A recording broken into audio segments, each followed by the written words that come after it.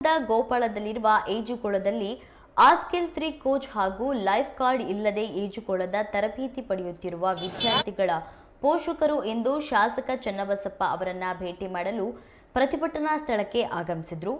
ಈ ಕೊಳದಲ್ಲಿ ಕಳೆದ ಸುಮಾರು 7 ರಿಂದ 8 ವರ್ಷಗಳಿಂದ ಹಿಂದಿನ ಕೋಚ್ಗಳು ತರಬೇತಿ ನೀಡಿದಂತಹ ಮಕ್ಕಳು ಶಿವಮೊಗ್ಗಕ್ಕೆ ಹೆಸರು ತಂದುಕೊಟ್ಟಿದ್ದಾರೆ। ಇಲ್ಲಿ ತರಬೇತಿ ಪಡೆದ ಸಾಮರ್ಥ್ಯವುಳ್ಳ ಕೋಚ್ಗಳನ್ನೇ ನೇಮಿಸಬೇಕೆಂದು ಪೋಷಕರು ಶಾಸಕರಿಗೆ ನೀಡಿದ ಮನವಿಯಲ್ಲಿ ಆಗ್ರಹಿಸಿದರು। ಹಿಂದೆ ಅಖಿಲ ಏಜೆನ್ಸಿ ಮಾಲೀಕರಾದ ಸುರೇಶ್ ಬಾಳಿಗುಂಡಿ ಅವರ ಬಳಿ ಎಲ್ಲಾ ಪೋಷಕರು ಹೋಗಿ ಸಮಸ್ಯೆಯನ್ನ ಬಗೆಹರಿಸುವಂತೆ ಬೇಡಿಕೊಂಡಿದ್ದೆವು। ಆದರೂ ಸಹ ಅವರು ತರಾತುರಿಯಲ್ಲಿ ಯಾವುದೇ ಕೋಚ್ಗಳ ನೇಮಕ ಮಾಡಿಕೊಳ್ಳದೆ ಕಾರ್ಯನಿರ್ವಹಿಸುತ್ತಿದ್ದ ಕೋಚ್ಗಳನ್ನು ತೆಗೆದು ಆಸ್ಕಿಲ್ 3 ಅಲ್ಲದ ಕೋಚ್ಗಳನ್ನು ಕಳುಹಿಸಿದ್ದು ಇದರಿಂದ ಅವ್ಯವಸ್ಥೆ ಹೆಚ್ಚಾಗಿತ್ತು। ಸಮಸ್ಯೆಗಳು ಹೆಚ್ಚಾಗುತ್ತಿರುವ ಹಿನ್ನೆಲೆಯಲ್ಲಿ ಕಳೆದ 15 ದಿನಗಳಿಂದ ಮಕ್ಕಳಿಗೆ ತರಬೇತಿ ಇಲ್ಲದೆ ಅವರ ಮೇಲೆ ದುಷ್ಪರಿಣಾಮ ಬೀರಿದ್ದು ಫೆಬ್ರವರಿ 8ನೇ ತಾರೀಕಿನಂದು ಮಂಗಳೂರಿನಲ್ಲಿ ನಡೆಯಲಿರುವ ರಾಜ್ಯ ಮಟ್ಟದ ನಾನ್ ಮೆಡಲಿಸ್ಟ್ ಈಜು ಸ್ಪರ್ಧೆಯಲ್ಲಿ ಭಾಗವಹಿಸಲು ಸಾಧ್ಯವಾಗುತ್ತಿಲ್ಲವೆಂದು ಪೋಷಕರು ದೂರಿದ್ದಾರೆ।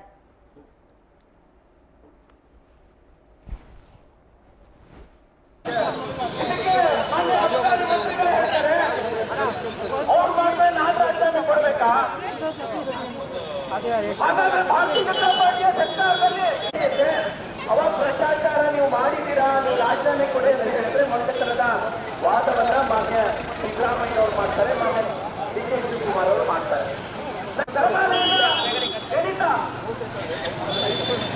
ನಮ್ಮ ನಾಯಕರ ಕರ್ನಾಟಕದ ಜನತೆ ಇವತ್ತು ನೋಡ್ತಾ ಇದೆ ಕರ್ನಾಟಕ ಸರ್ಕಾರದ ಅಧಿಕಾರವನ್ನ ಮುಂದೆ ಕೇಂದ್ರ ಸರ್ಕಾರ ಅದು ನೇತೃತ್ವವನ್ನ ವಹಿಸಿಕೊಳ್ಳುವಂತ ಮೋದಿ ಅವರು ಇವತ್ತು ಭಾರತೀಯ ಜನತಾ ಪಾರ್ಟಿಯ ನೇತೃತ್ವ ಕೇಂದ್ರದಲ್ಲಿ ಇಡೀ ವಿಶ್ವ ನಿಗ್ರಹವಾಗಿ ಭಾರತದ ಮೇಲೆ ನೋಡ್ತಾ ಇದೆ ಇವತ್ತು। ಇದಕ್ಕೆ ಮಾನ್ಯ ಅಧಿಕಾರಿ ಮಂತ್ರಿಗಳು ಹೇಳ್ತಾರೆ ಅವ್ರು ಮಾಡಿದ್ರೆ ನಾನು ರಾಜಧಾನಿ ಕೊಡ್ಬೇಕಾ? ಹಾಗಾದ್ರೆ ಭಾರತೀಯ ಜನತಾ ಪಾರ್ಟಿಯ ಸರ್ಕಾರದಲ್ಲಿ ಅವಾಗ ಭ್ರಷ್ಟಾಚಾರ ನೀವು ಮಾಡಿದ್ದೀರಾ? ಪೇರೆಂಟ್ಸ್ ಮಾತಾಡ್ತಾ ಇರೋದು ಇವಾಗ ಏನಾಗಿದೆ ಅಂತಂದರೆ ಸುಮಾರು 15 ದಿವಸದಿಂದ ನಮ್ಮ ಪೂಲಿಗೆ ಮಕ್ಕಳಿಗೆ ಯಾವ ತರಬೇತಿನೂ ಹೋಗ್ತಾ ಇಲ್ಲ। ಸುಮಾರು 8 ವರ್ಷದಿಂದ ತರಬೇತಿ ಸತತವಾಗಿ ನಡ್ಕೊಂಡು ಬರ್ತಾ ಇತ್ತು, ಬಟ್ ಈಗ 15 ದಿವಸದಿಂದ ಆ ಮಕ್ಕಳಿಗೆ ತರಬೇತಿ ನಡೀತಾ ಇಲ್ಲ। ಇಲ್ಲಿರುವಂಥ ಎಲ್ಲ ಪೇರೆಂಟ್ಸಿನ ಮಕ್ಕಳುಗಳು ನ್ಯಾಷನಲ್ ಮತ್ತು ಸ್ಟೇಟ್ ಲೆವೆಲ್ ಸ್ವಿಮ್ಮರ್ಸ್ ಇದ್ದಾರೆ, ಸೊ ಅವರಿಗೆ ತುಂಬಾ ತೊಂದರೆ ಆಗ್ತಾ ಇದೆ। ಈಗ ನಾವು ಹೇಳಿರೋ ಪ್ರಕಾರ ಏನು ಅಂತ ಅಂದರೆ ಈಗ ಹಳೆ ಒಬ್ಬರನ್ನ ತೆಗೆದು ಹಾಕ್ಬಿಟ್ಟಿದ್ದಾರೆ, ಇಬ್ಬರು ಕೋಚಸ್ಗಳನ್ನು ತೆಗೆದು ಹಾಕಿದ್ದಾರೆ। ನಮಗೆ ಇದುವರೆಗೂ ಗೊತ್ತಿರೋ ಪ್ರಕಾರ ಅವರು ದಿ ಬೆಸ್ಟ್ ಕೋಚಸ್ ಅಂತ ನಾವು ನಂಬ್ಕೊಂಡ್ಬಂದಿರೋದು, ಯಾಕಂದರೆ ಒಬ್ಬರು ಮಕ್ಕಳಿಗೆ ಅವರು ಮೆಡಲ್ಸನ್ನ ತರಿಸ್ತಾ ಇದ್ದಾರೆ ಅಂತಂದರೆ ಅವರು ಒಂದು ಒಳ್ಳೆ ಕೋಚ್ ಅಂತಲೇ ನಾವು ನಂಬಿರೋದು। ಸೊ ಅಂಥ ಒಳ್ಳೆ ಕೋಚನ್ನು ತೆಗೆದು ಹಾಕಿ 15 ದಿವಸ ಆಯಿತು, ಒಂದು ಪೂಲಲ್ಲಿ ಯಾವ ಕೋಚ್ ಇಲ್ಲ, ಕೋಚಿಂಗ್ ನಡೀತಾ ಇಲ್ಲ। ಮಾರ್ನಿಂಗ್ 5 ಗಂಟೆಯಿಂದ ನಮ್ಮ ಮಕ್ಕಳಿಗೆ ಕೋಚಿಂಗ್ ಹೋಗ್ತಾ ಇತ್ತು, 5 ಗಂಟೆಯಿಂದ 7:30ವರೆಗೂ, ಆಮೇಲೆ ಸಂಜೆ ಮತ್ತೆ 5 ಗಂಟೆಯಿಂದ 7:30ವರೆಗೂ ಸತತವಾಗಿ ಕೋಚಿಂಗ್ ನಡೀತಾ ಇತ್ತು ಸರ್। ಎಲ್ಲ ಸ್ಟೇಟ್ ಲೆವೆಲಲ್ಲಿ ಏನಿಲ್ಲ ಅಂದರೂ ಒಂದು ಸಲ ಹೋದರೆ 14 ರಿಂದ 15 ಮೆಡಲ್ಗಳನ್ನು ತೊಗೊಂಡು ಬರ್ತಾ ಇದ್ರು। ಒಂದೊಂದು ಮಗು 3 ಕಾಂಪಿಟೇಷನನ್ನು ಅಟೆಂಡ್ ಮಾಡಬೇಕು ಅಂತಂದರೆ ಒಂದೊಂದು ಮಗು ಕೂಡ 3 ಮೆಡಲ್ಸ್ಗಳನ್ನು ತೊಗೊಂಡು ಗೋಲ್ಡ್ ಮೆಡಲ್ ಆಗಿರ್ಬೋದು, ಸಿಲ್ವರ್ ಮೆಡಲ್ ಆಗಿರ್ಬೋದು, ಎಲ್ಲದನ್ನು ತರೋದಕ್ಕೆ ತುಂಬಾ ಏನು ಶ್ರಮ ಪಟ್ಟುಬಿಟ್ಟು ಆ ಕೋಚ್ಗಳು ಹೇಳ್ಕೊಡ್ತಾ ಇದ್ರು। ಮಾರ್ನಿಂಗ್ 5 ಗಂಟೆಯಿಂದ ಕೋಚಿಂಗ್ ತಗೊಳ್ತಾ ಇದ್ರು, ಆ ಮಗು ಒಂದು ಮೆಡಲ್ ತಗೊಳ್ಳೋವಷ್ಟು ಕೋಚಿಂಗ್ ಕೊಡ್ತಾ ಇದ್ರು ಅಂತಂದರೆ ಎಲ್ಲಿವರೆಗೂ ಅವರು ತುಂಬ ಚೆನ್ನಾಗಿ ಕೋಚಿಂಗ್ ನಡೀತಾ ಇತ್ತು। ಈಗ 15 ದಿವಸದಿಂದ ಕೋಚಿಂಗ್ ನಡೀತಾ ಇಲ್ಲ। ನಮ್ಮದು ಒಂದೇ ಒಂದು ಕೋರಿಕೆ ಏನು ಅಂತ ಅಂದರೆ ನಮ್ಮ ಮಕ್ಕಳಿಗೆ ಅನ್ಯಾಯ ನಡೀತಾ ಇದೆ। ಯಾವ ಕಾರಣ ಅನ್ಯಾಯ ನಡೀತಾ ಇದೆ? ಈಗ 8ನೇ ತಾರೀಕು ಒಂದು ಸ್ಟೇಟ್ ಲೆವೆಲ್ ನಾನ್ ಮೆಡಲಿಸ್ಟ್ ಕಾಂಪಿಟೇಷನ್ ಮಂಗಳೂರಲ್ಲಿ ನಡೀತಾ ಇದೆ, ಮಂಗಳೂರಲ್ಲಿತ್ತು।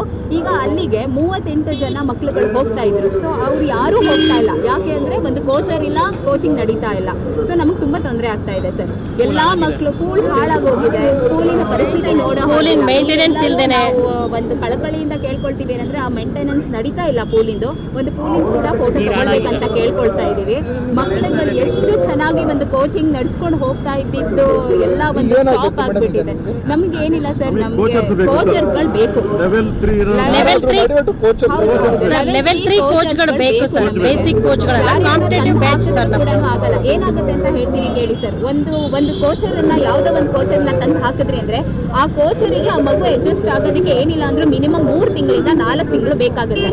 ಒಂದು ಸ್ವಿಮ್ಮಿಂಗ್ ಅಂತಂದ್ರೆ 3 ರಿಂದ 4 ಸ್ಟ್ರೋಕ್ಸ್ ಬರುತ್ತೆ, ಒಂದು ಫ್ರೀ ಸ್ಟೈಲ್ ಆಗಿರ್ಬೋದು, ಬ್ರೆಸ್ಟ್ ಸ್ಟ್ರೋಕ್ ಆಗಿರ್ಬೋದು, ಮತ್ತೆ ಬಟರ್ಫ್ಲೈ ಆಗಿರುತ್ತೆ. ಸೊ ಅದನ್ನ ಒಂದು ಮಗುನ ಅಂಡರ್ಸ್ಟ್ಯಾಂಡ್ ಮಾಡ್ಕೊಳ್ಳೋದಕ್ಕೆ ಒಂದು ಕೋಚ್ಗೆ ಮಿನಿಮಮ್ ಏನಿಲ್ಲ ಅಂದ್ರೆ 3 ತಿಂಗಳಿಂದ 4 ತಿಂಗಳು ಬೇಕಾಗುತ್ತೆ. ಆ ಥರ ನೀವು ಹೊಸ ಕೋಚನ್ನ ತಗೊಂಬಂದು ಹಾಕಿದಾಗ ನಮ್ಮ ಮಕ್ಕಳಿಗೆ 3 ತಿಂಗಳಿಂದ 4 ತಿಂಗಳು ಅವ್ರನ್ನ ಅರ್ಥ ಮಾಡ್ಕೊಳ್ಳೋದೇ ಹೋಗ್ಬಿಡುತ್ತೆ. ಅಲ್ಲಿಗೆ ಅವ್ರ ಕೋಚಿಂಗ್ ಏನಾಗುತ್ತೆ, ನೆಕ್ಸ್ಟ್ ಅವ್ರನ್ನ ಅರ್ಥ ಮಾಡ್ಕೊಂಡು ಅವ್ರನ್ನ ಹೇಳ್ಕೊಡೋದ್ರೊಳಗಡೆ ನಮ್ಮ ಮಕ್ಕಳು ಎಲ್ಲ ಸ್ಟೈಲ್ಗಳನ್ನೆಲ್ಲ ಮರ್ತೋಗಿರ್ತಾರೆ. ಸೊ ಇದು ತುಂಬಾ ನಮಗೆ ಕಷ್ಟ ಆಗ್ತಾ ಇದೆ. ಒಂದು ದಿವಸನೇ ಒಂದು ಬಿಡ್ತಾ ಇರಲಿಲ್ಲ. ಹೌದೌದು, ನೇಮಕ ಮಾಡಿ. ನನ್ನ ಹೆಸರು ಶ್ರುತಿ. ನನಗೆ 2 ಮಕ್ಕಳು ಕೂಡ ಸ್ಟೇಟ್ ಲೆವೆಲ್ ಮತ್ತೆ ನ್ಯಾಷನಲ್ ಲೆವೆಲ್. ಆಕ್ಚುಲಿ ಅದು ಸ್ಟ್ಯಾಂಡರ್ಡ್ ಪೂಲ್ ಸರ್, ಅದು ನ್ಯಾಷನಲ್ ಲೆವೆಲ್. ಸ್ಪೋರ್ಟ್ಸ್ ಕಾಂಪ್ಲೆಕ್ಸ್ ಗೋಪಾಳದಲ್ಲಿರುವ ಈಜುಕೊಳದಲ್ಲಿ ಅವ್ಯವಸ್ಥೆ ಆಗರಾಗಿದೆ. ಒಂದು 25 ದಿನದಿಂದ ನಮಗೆ ಇಲ್ಲ ಕೋಚ್ 15 ದಿನದಿಂದ ಕೋಚ್ ಇಲ್ಲ, 25 ದಿನದಿಂದ ಲೈಫ್ ಗಾರ್ಡ್ ಇಲ್ಲ, ನೀರು ಹಾಳಾಗ್ತಾ ಇದೆ, ಮೇಂಟೆನೆನ್ಸ್ ಇಲ್ಲ.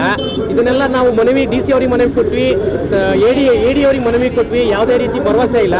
ಹಾಗಾಗಿ ಇರೋ ಕೋಚ್ಗಳನ್ನು ಬೇರೆ ಪರ್ಯಾಯ ಬದಲಾವಣೆ ವ್ಯವಸ್ಥೆ ಇಲ್ಲದೆ ಸಡನ್ ಆಗಿ ಬದಲಾವಣೆ ಮಾಡಿದ್ದಾರೆ.